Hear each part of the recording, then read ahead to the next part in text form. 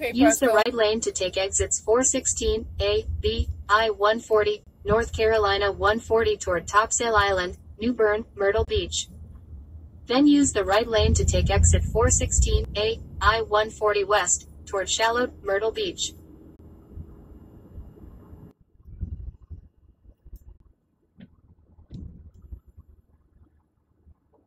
Use the right lane to take exit 416, A, I-140 west, toward Shallow, Myrtle Beach.